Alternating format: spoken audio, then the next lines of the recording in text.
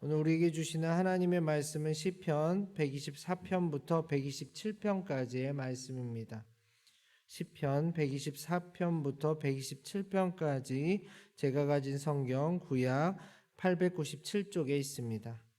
우리 같이 드라마 바이블로 읽고 하나님의 말씀 나누도록 하겠습니다. 제 124편 다윗의 시 곧 성전에 올라가는 노래. 이스라엘은 이제 말하기를 여호와께서 우리 편에 계시지 아니하셨더라면 우리가 어떻게 하였으랴.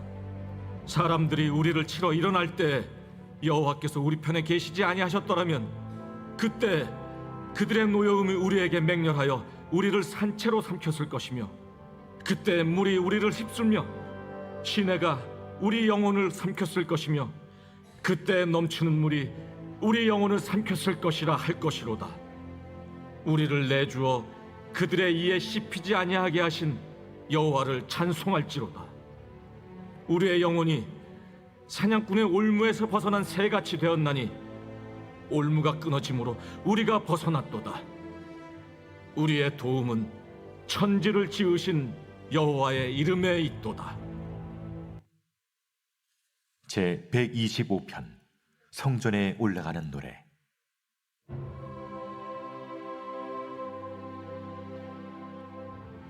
여호와를 의지하는 자는 시온산이 흔들리지 아니하고 영원히 있음 같도다. 산들이 예루살렘을 두름과 같이 여호와께서 그의 백성을 지금부터 영원까지 두루시리로다. 악인의 규가 의인들의 땅에서는 그 권세를 누리지 못하리니 이는 의인들로 하여금 죄악에 손을 대지 아니하게 함이로다. 여호와여, 선한 자들과 마음이 정직한 자들에게 선대하소서. 자기의 굽은 길로 치우치는 자들은 여호와께서 죄를 범하는 자들과 함께 다니게 하시리로다. 이스라엘에게는 평강이 있을지어다.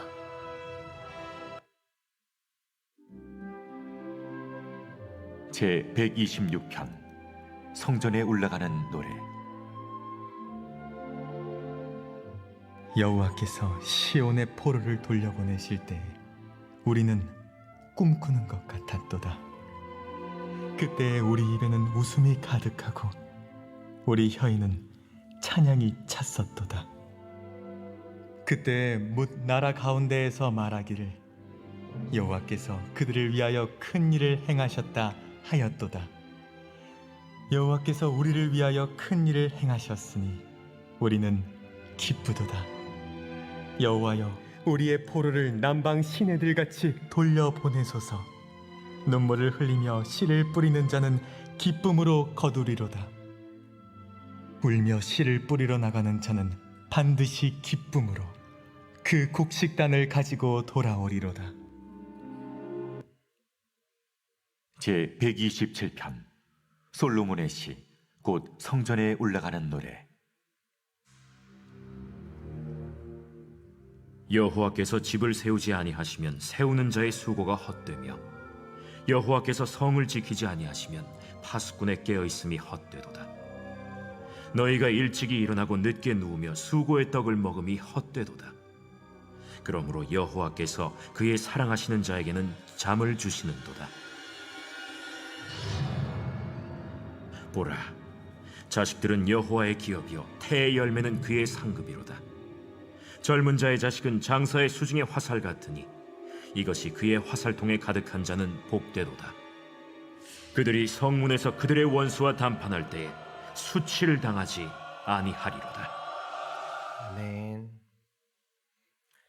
시편 120편부터 124편까지 15편의 시편은 성전에 올라가는 노래라는 표제가 붙여져 있습니다.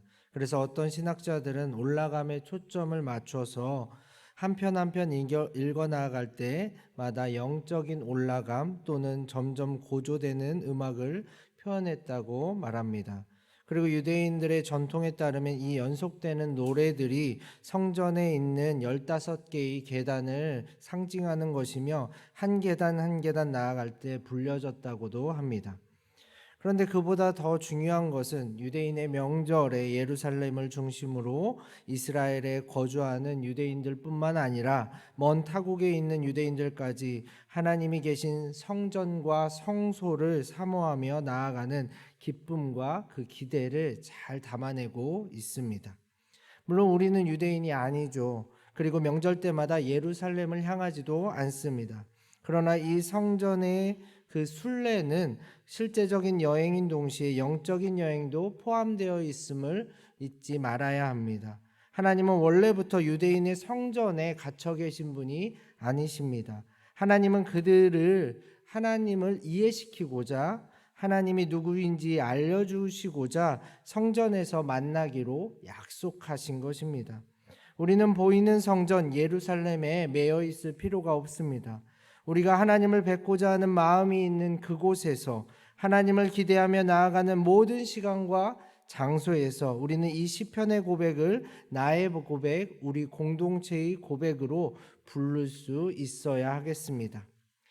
이제 각 시편의 중요한 포인트들을 함께 살펴보도록 하겠습니다.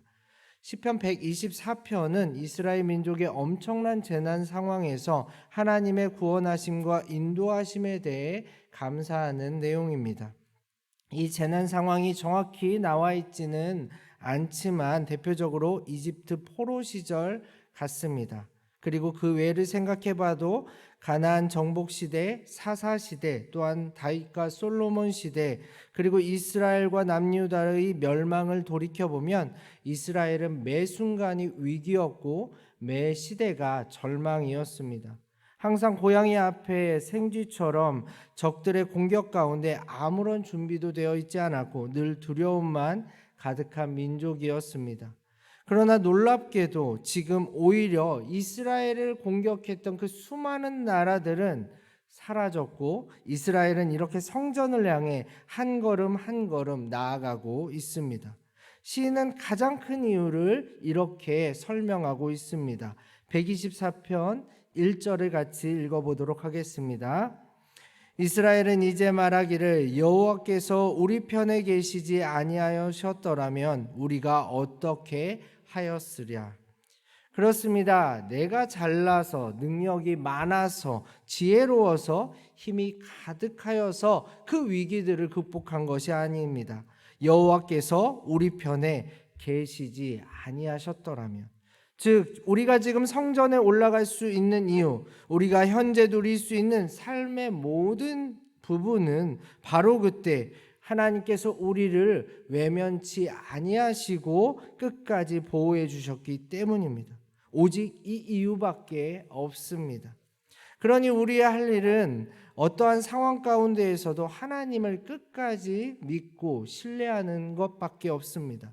심지어 다시 어려움의 상황이 몰아친다 하여도 모든 것이 무너지며 모든 아픔이 다시 우리 곁에 왔을지라도 말이죠. 시편 125편 1절을 같이 한번 고백해 보도록 하겠습니다. 여호와를 의지하는 자는 시온산이 흔들리지 아니하고 영원히 있음 같도다. 아멘.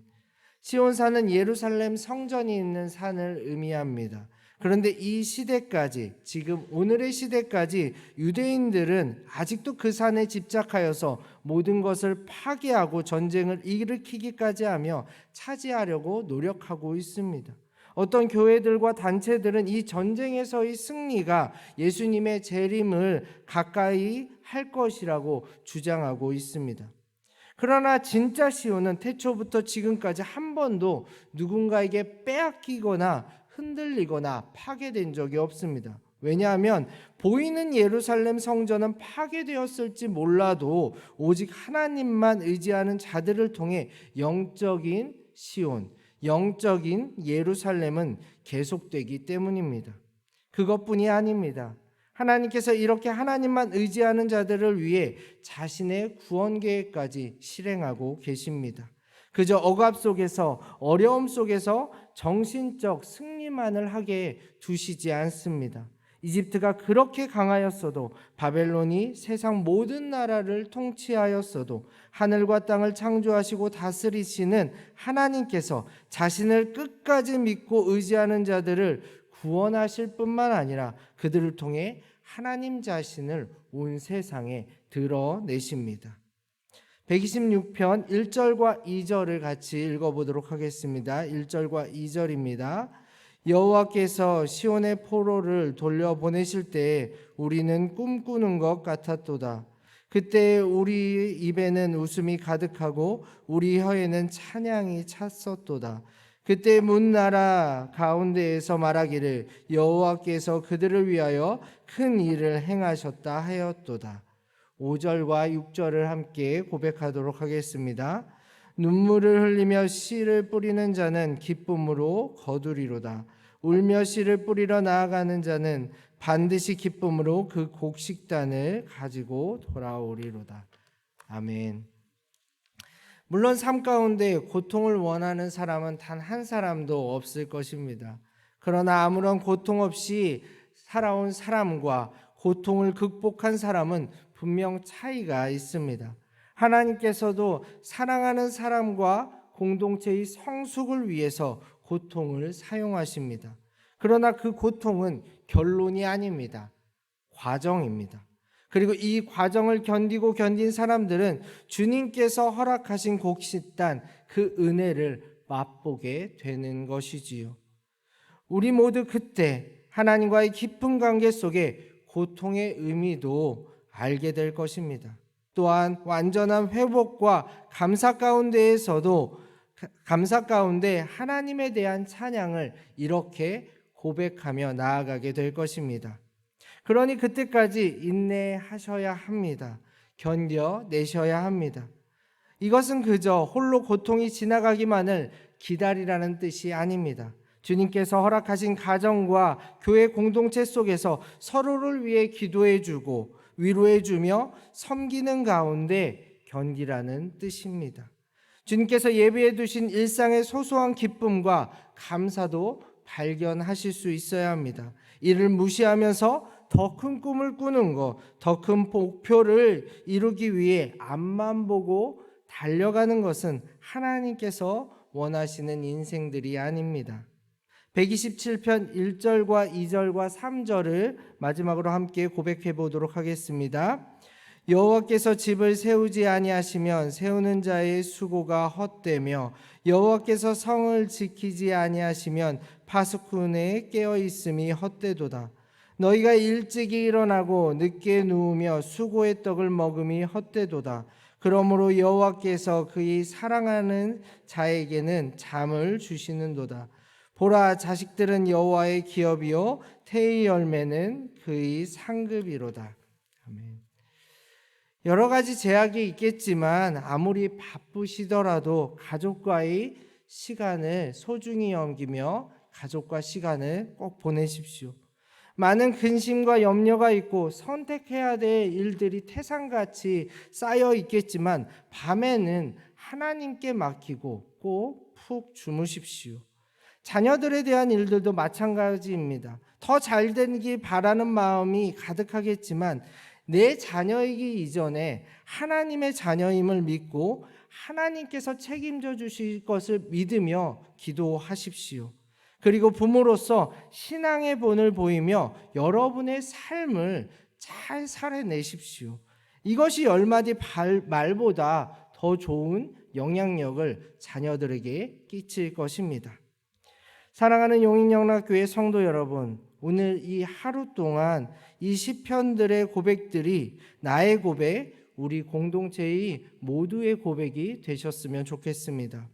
어려울수록 힘들수록 그 가운데 우리를 보호하시며 인도하시는 하나님을 발견하십시오.